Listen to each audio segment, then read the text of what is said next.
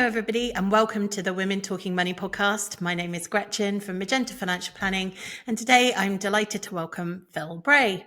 Phil is the founder and director of the Yardstick Agency, a marketing agency specialising in financial services, which he set up in 2017 and now boasts a team of 48 staff. Phil has worked in financial services for nearly 30 years and having started at the coalface as an independent financial advisor, then moved into marketing. So welcome, Phil, and thank you for joining me today. Thank you for having me. Do you want to say anything extra, add anything to your bio? Tell us a little bit about what Yardstick's, up to now since you've grown so much. Yeah, we started in 2017, 10th of January 2017. And there was two of us at that point. At a tiny little cubbyhole of an office. And then we've grown. And we've added website development teams, content teams. And our role is to help financial advisors market their services to consumers. Because our belief is that the more people who can access financial advice, financial planning, financial coaching, the better, because it improves outcomes over time. And we've grown as demand has grown for our services. So when the overtime bill starts going up, we tend to take more people on. And it seems to have worked fine for us over the past, 7.5 years now. Absolutely. So, and what's on the agenda for Yardstick this year, for example? What are your projects? What have you got going on? This year, well, we've got the budget coming up. And well, Yeah. Yeah, me too. 30th of October. It's a date etched into our minds. Yeah, so by the time this comes out, we will potentially know what's happened. I should hope we will, hopefully, fingers crossed. And all the speculation will have come to an end, and that speculation will have turned into, hopefully, something more concrete that people like you can work with your clients, because it's a really tricky time, I'm guessing, at the moment. So the budget is a big day for us. We will send probably between 150 and 200 newsletters on the afternoon of the budget. Our aim is to get them out, or get them all out before the 6 o'clock news.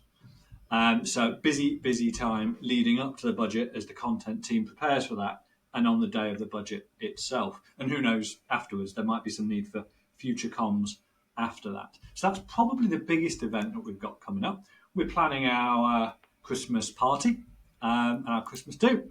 So that's quite a big event for the team, because we're a hybrid business. We've got an office in Nottingham, and some days, like yesterday, I was the only one in.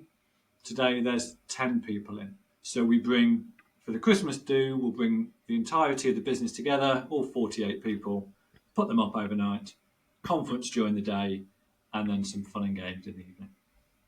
Fab. Sounds good. So today, you very kindly agreed to come and talk to me about money and be one of our male guests during the month of November. So thank you for that. And I'm really looking forward to this conversation. And so thank you for agreeing to do it with me. Tell me a little bit about what you heard about money when you were growing up, and did you talk about money as a family? What was that? What was that like for you when we think about money as a child? I don't actually remember talking about money that much as a child. I always had relatively early age kind of jobs, part-time Saturday jobs, that sort of stuff. And that was the extent of it, really. There wasn't much conversation. It wasn't as if money was a topic that you didn't talk about in the family. I can't remember it cropping up. Really can't remember it cropping up as a conversation point at really any point when I was young. Just didn't seem to happen. Do you think there was some context though around the fact that you did have part-time jobs? Were you encouraged, or Saturday jobs? You were encouraged to do that, and therefore somehow subtly your parents were trying to instill some sort of thought process around money and earning? Yeah, I think there was quite a bit of that. So I think I learned a lot from my dad. So my dad started as a apprentice, effectively. in a business.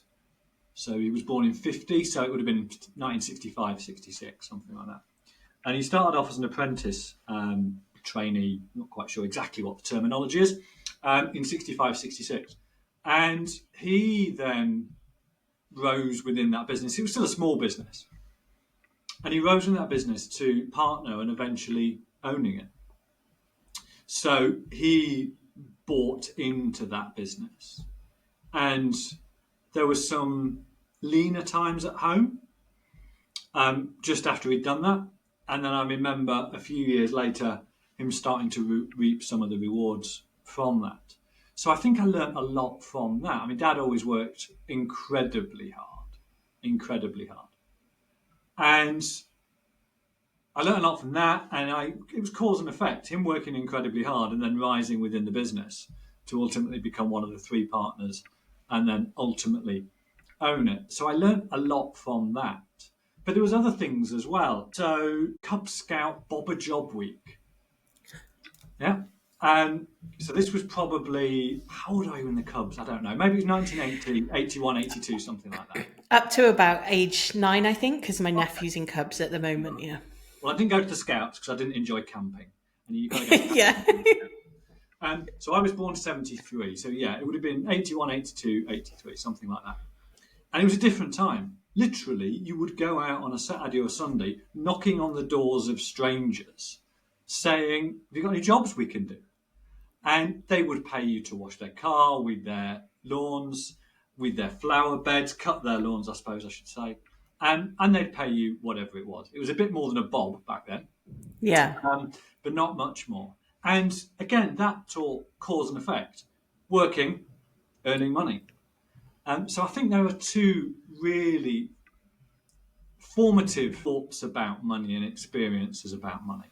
And that taught me hard work gets rewards. I'm intrigued to understand whether, with your dad, whether you understood that he was, effectively self-employed and, rising, working, if he then became a partner, that it was his business. Was that something that filtered through, that he talked about? We didn't talk about it, but we certainly knew about it. How we knew about it, I'm not entirely sure.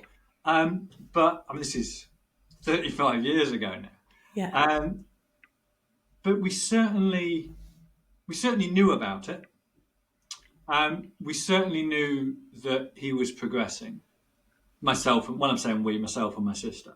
And I now run Yardstick with my sister. So we certainly knew about it, but it wasn't necessarily talked about. I remember, though, there was one time or a couple of times when they clearly announced end of year bonus or profits or something like that. We went on a couple of very nice shopping trips around John Lewis at that time. But yeah, it was an interesting time for him. And do you think that it's affected, that sort of knowledge that your dad had that kind of role affected the way that you looked at when you were starting to think about what you were going to do as a career, or when you look at Yardstick, when you set it up, how all of that? Yeah, absolutely. I always wanted to work for myself. So when I started as a financial advisor, I use the word advisor very loosely. Back in 1995, I was self-employed, and there's only been one period of my life, from maybe 2014 to when we set Yardstick up, when I was actually employed, had a boss, etc. So I gave it a go, and I don't think I was too bad an employee. But for the vast majority of my working life, I've always wanted to be in control of my own destiny. And it's much easier to be in control when you work for yourself. So yeah, I think absolutely got instilled in me in a really early age. If you work for yourself, you will be, it's very basic, but if you work for yourself, you've got better chances of being financially successful. So you talked a little bit about having Saturday jobs, and we talked about, knocking the doors as Cubs, but what was your first job? Or, that could be a Saturday job, or it could be the first job where you were doing more than a Saturday, when you started earning a little bit of money. So my first job was delivering newspapers, and there was a few different ones. So this was late 80s. And it was freebie newspapers. There was a lot of freebie newspapers that used to be put through people's letterboxes. In Nottingham, it was called the Journal and the Trader. They'd deliver them to your house, and you would go and deliver 200 on a Friday night after school with your Sony Walkman playing whatever it is to off a tape. I sound really old, don't I, when I'm talking about this? And then a cheque would arrive the following week with the next week's newspapers. And you got paid about £5 for delivering 200 newspapers. And then I thought I'd do that on a Sunday morning. And there was a newsagent up the road called Mr. Brooks's newsagent. Mr. Brooks was pretty fierce. So I did a Sunday paper round. I had to do 2 bags because there was so many newspapers, or I was incredibly weak as a child. But anyway, I did 2 bags. I had to take my bags back because I was only doing the Sunday. And he paid me 75 pence for about 3 hours' work. And even back then, 75 pence wasn't a lot of money. And that taught me a valuable lesson to ask how much I'll get paid before I do the work. Yeah, handed in the bag back and never went back. But so the first 2 jobs were delivering newspapers. And then when I was about 17, I went to work in a video shop. So none of these jobs probably exist right now. People don't deliver newspapers quite so much. And I don't think you get such thing as a video shop. But then through sixth form and through college, I worked in a series of video shops. Okay. That was good fun. Yeah, I can imagine a video shop at that time was a lot of fun. You're right, they don't exist anymore. But you somehow miss out on not going and getting a video on a Friday, it's very strange. Interesting. So I like the lesson. I like the hang on, I should have asked more about this before agreeing to do it lesson, definitely. And also around, bearing in mind you could have done it for, you're delivering those others for a lot more. So, it's an interesting one, isn't it? When you're young, you're just like, just go and do that. But the value piece is really important. What about budgeting systems then? So I'm interested to know, if you now have in the past, you might still run your own kind of personal budget? Personal budget? No. My personal budgeting system is called my wife. And there is a reason for that. I'm not being incredibly sexist or anything like that. There is a good reason. So obviously there's 2 budgets in my life. There's Yardsticks budget and there is home budget. And Yardsticks budget, we're incredibly on it. I get a report every day saying money in, money out, money in the bank, how much do we owe on VAT, corporation tax, all that sort of stuff. Get that every day. So I know our financial position daily. And clearly, like any responsible business owner, we've got cash flows moving forward. But I just don't do the same on the personal side. And I think that goes back to, I bought a business in 2008. So I set up a financial advice business in 2006. And then 2007, 2008, we bought 2 other businesses. We borrowed money to buy them. And first deal was a dream. Second deal was fine. But then the financial crisis hit. And we'd got about £1 million outstanding to the bank.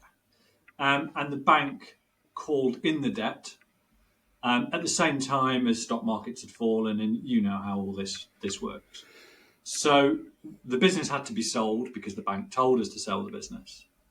And then I was left with a bunch of personal guarantees to various different people. Long story short, house went, I went into an IVA, car was towed away, and I spent best part of 6 years trying to sort it out. And that has, to a degree, scarred me from a personal finance perspective. And therefore, I find it really difficult, not to budget personally, but to do the personal stuff, do the personal banking and that sort of stuff.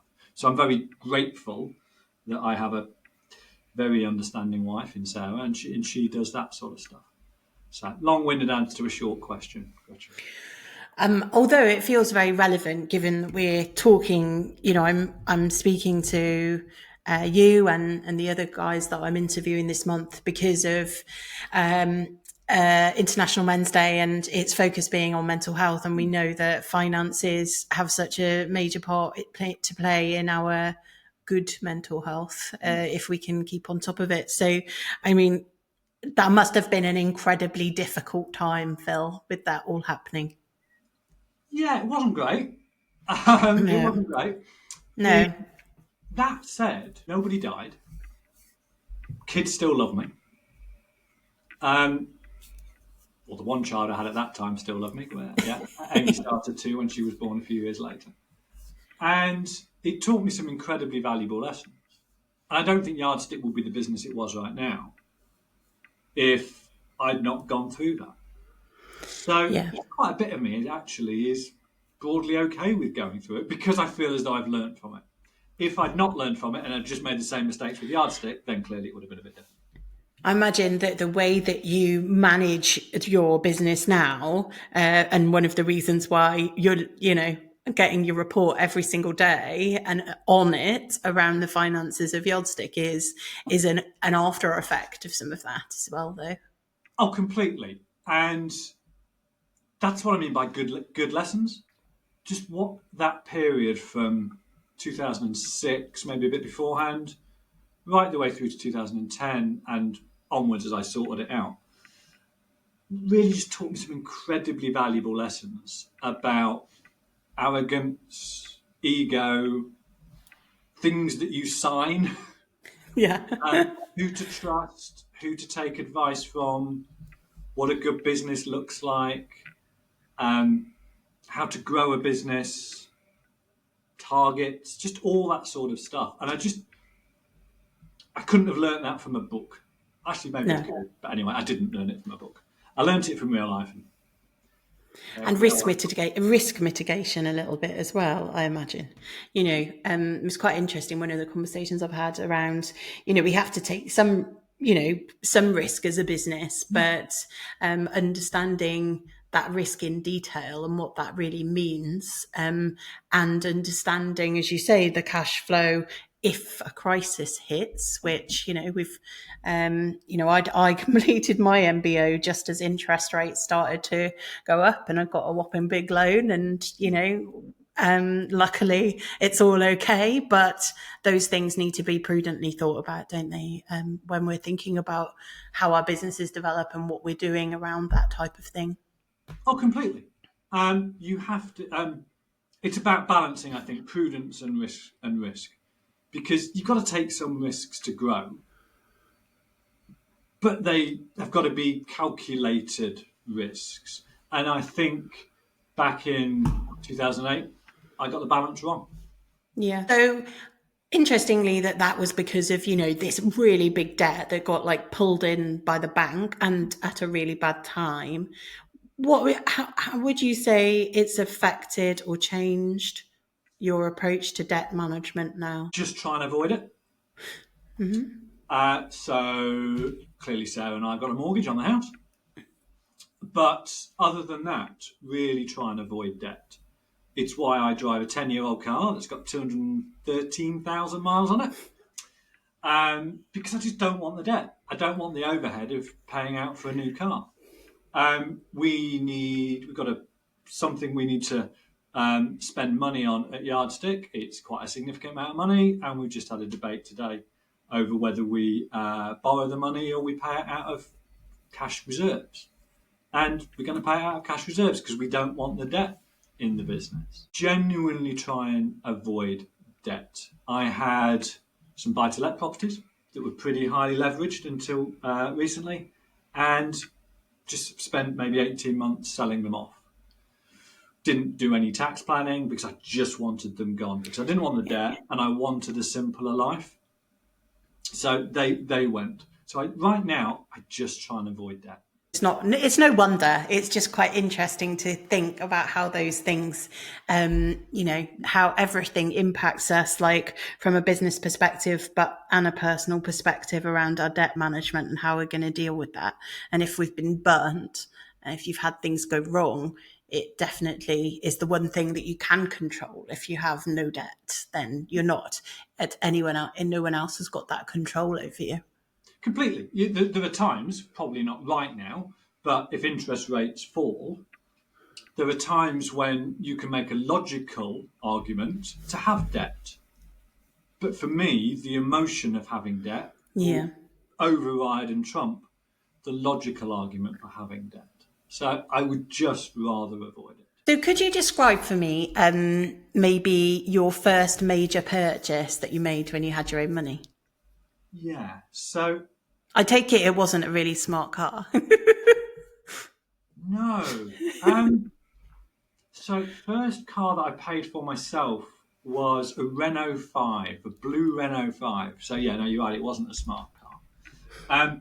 I think the first purchase that I paid for myself would probably be the furniture in a house that I bought. So I started in 95 as a self-employed financial advisor and bought my first house in 97. And those days you could get a 5% cashback mortgage. So I got my mortgage from the National and Provincial Building Society. They gave me 5% cashback. I used that for the house. I used that for the house deposit. And then I furnished it from just earnings. So I think I can't say that the deposit from the house was the first thing I ever spent money on, but the furniture in the house definitely was. So that would have been it. 1997, furnishing a house. And so normally I would say, like, do you remember how that made you feel? But you were probably just pleased you had something to sit on. Yeah, you're right. I never did the student days, so I didn't go to university, so I never did the student digs and that sort of stuff. But it made me feel quite grown up, actually, having my own house. It was a little two up, two down in a place called Lenton in Nottingham, if anybody knows that, which is now overtaken by students. But I felt grown up. I got the keys to my own front door. I could park my car outside. There was pubs around the corner and Nottingham wasn't far away. Just made me feel incredibly grown up. And I can still picture the layout of the lounge and where things were. So it must have made an impression on me. Yeah. Yeah. So do you think, I mean, we've touched on this a little bit, but do you think that your approach to money, and I probably mean personally, has changed since you've got older? Yeah. Whether it's a result of getting older or whether it's a result of what happened back then, I'm not entirely sure. Maybe a combination of both. But I think I'm certainly more risk averse. Definitely more risk averse than I was back then. And I'm far more interested now in investing in experiences rather than things. So back then, 2008, I had a big VW 4x4 thing that cost, I don't know how much it was to fill up. It was a ridiculous amount of money to fill up. And you look back and think, why? Why did I do that? Yeah, it's just, why? Gets me from A to B. Really, really not interested.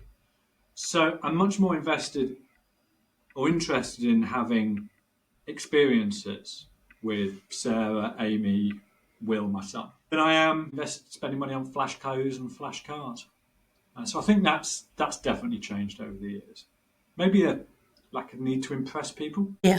That's probably got something to do with it. That's interesting because it leads really nicely on to my next question, which is about how you balance the desire or need to save for the future with the desire to enjoy some of the money, enjoy those experiences with your family, and how you're managing that. Or is it actually Sarah that's managing that because she's the person who's doing the budgeting? So I wouldn't say I'm one of life's great savers. I think my view is that I have a set of skills. There's not much I can do well, but I have a set of marketing skills. I can sell those marketing skills. And I love what I do. I love marketing. So I really don't see a point where I'm going to stop. Genuinely don't see a point when I'm going to stop. So my feeling is that my need to save is significantly less great than if I wanted to retire at 65 and have a fairly traditional cliff edge retirement. I'm aware of the flaws in that. And Tom Morris, who's my financial planner at Ovation Finance, will probably be pulling his hair out right now if he's listening to this. But that tends to be my view. I'm building up an asset in Yardstick as well. My wife's a financial planner, and she's building up an asset in her business as well.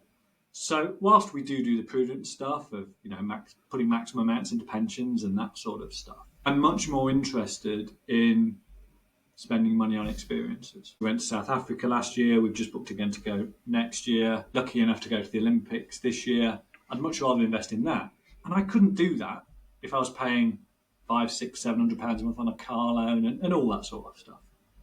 So for me, I'm a bit more here and now when it comes to personal finances, very, very different when it comes to business finances. What did you go and see at the Olympics? So I've got my Paris mug here. So we had, what did we have? We had tickets for the volleyball, not that volleyball, the indoor volleyball. Table tennis, that was cool. And we were there on the Sunday, just messing around on the Olympics website, and there was 3 tickets for the athletics.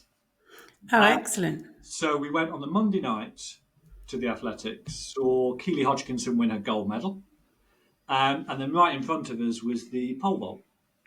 And Duplantis, the Swedish guy, that's when he won the world record. So he was literally maybe 50 yards in front of us. Amazing. I've never been so invested in a sport I've not watched before. Yeah. People I've never heard of before than I was for the Olympics. It was fabulous. 5 days in Paris, just incredibly fortunate to have been there. Amazing.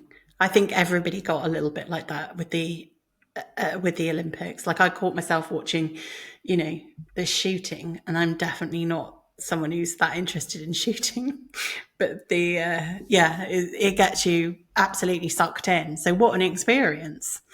Yeah. Interesting. So do you think you talk about money? So we talked a little bit about when you were younger, like you don't remember it being about money, but thinking about now you and Sarah and bringing up the kids and your experience with them, like as a family unit, do you tend to talk about money? So I talked to my son, Will, is just starting a career as a professional ice hockey player. So he plays down in Coventry at the moment. So I do talk to him about money quite a bit, because he has some coaching opportunities as well as playing opportunities. And he comes to me and talks about, pricing and what he should give and should he be running courses and that sort of stuff. So I really enjoy those conversations with Will. And Will's 21. Amy, who's 12, we do talk about money with her. We try to instill, the value of money and the fact it's finite. Once you've spent it on the first day of your holiday, you're not going to be able to have any other money until the holiday ends. There's a bit of bargaining going on about chores and pocket money, just the normal sort of 12-year-old things.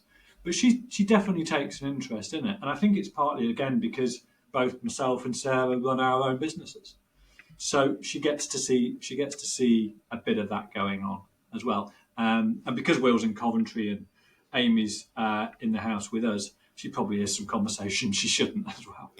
I was going to say, you're bound to just pick up on that. And even if it's just like that mindset, isn't it, of being self-employed, not employed, the conversations you have, the decisions you have to make, and the fact that you can make even more so, as imagine, as she's been growing up, you've been able to make decisions around being able to be there for certain things in her younger life that you needed to, when had you been employed, you might not have been able to do those things. So even that sort of thing impacts them, I think. Yeah, I think she gets to see, hopefully, she gets that we get that flexibility, but she also gets to see, hopefully, the reward for her parents working quite hard. Yeah. And taking risks, and being self-employed itself, even if you're running a very, cautious, not debt-filled company, is a risk itself, Yeah, absolutely. She knows some of the people at Yardstick. She'll come into the office during school holidays and sit and does what she ever does while she's in the office. So she knows people within the business. She's kind of integrated within within the business. And therefore, she'll walk into the office, she'll see the numbers board I've got over there, and she'll look at it, etc. So yeah, she knows far more about business and money than probably I did at her age. Yeah. So have you got, my next question is about financial goals, but have you got a financial goal, and maybe Tom has assisted you with this, but a financial goal you're currently working towards? Genuinely don't. I genuinely don't. I know you go on social media these days and people talk about goal setting, objectives, etc. And yeah, I am ambitious. I do want to grow Yardstick. But we are privately owned. So the business is owned by the senior leadership team. We have no outside influencers telling us, you must do this, you must do this. Why haven't you hit that number on your cash flow forecast? So we don't have, yes, we do have a cash flow forecast, but if we exceed it, if we slightly underperform, it doesn't actually make that much difference. So for me, I don't have those financial goals. The goals are different: to provide a great place to work, to provide great value to our clients, etc., etc. And I take the view, if we do those things, just the rewards will come after that. And setting arbitrary goals, I'm just not going to be motivated to achieve them. So it might be a different answer to what your other guests give, but that's where I am, and it just works for me. No, it's quite interesting though that you mentioned earlier about how the lessons that you'd learned from the previous company around running business, setting targets and things like that were something that you'd taken into and adopted to be running a successful yardstick agency. So I imagine that whilst it doesn't feel like there's not necessarily one big financial goal, there are things that are there in regards targets and stuff, which, as you say, eventually lead into the finances, right? Yeah, absolutely. And I've got a vision for where we might end up as a business. And we have a vision for the business that we want Yardstick to be the go-to agency for financial advice, financial planning firms, etc. But in terms of, we need to be worth this in X time, and therefore we need an EBITDA of Y, etc. It's just not where we are. No. It doesn't motivate me. It doesn't work for me, so we don't do it. No. So thinking about you mentioned South Africa, you mentioned you're going to go again. Can you explain to me one of the most joyful experiences you've had that clearly has been able to be enabled by having some money to be able to go and do that thing? Yeah, I think there's probably two. One involves money and one involves less money. So the first thing for me, I think, was building Yardstick. When we started Yardstick, I put £10,000 in a bank. My sister, Emma, who's working for the business now and is a director, also put £10,000 in. And we never spent it.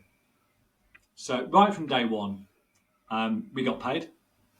We paid everybody else. And it worked from day one. And that was really satisfying, to be able to run a business with minimal overheads and go from 2 people to where we are now, 48. And without spending the money that we put in the bank. So that was nice. And that trip to South Africa last year was special. It was 2 weeks, myself, Sarah and Amy. Will was off playing ice hockey. And it was just a special 2 weeks in a really special country. We did a week in Cape Town and then a week on safari. And I've just never experienced anything like it for those 2 weeks. Fabulous holiday. Amazing.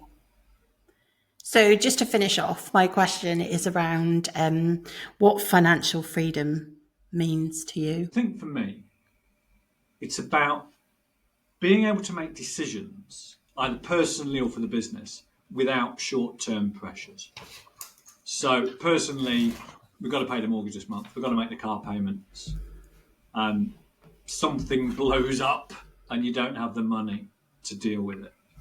So, and then at work, at Yardstick, it's about not having a bank to answer to, not having external shareholders to answer to, not having private equity, private capital saying, why have you missed your numbers this month?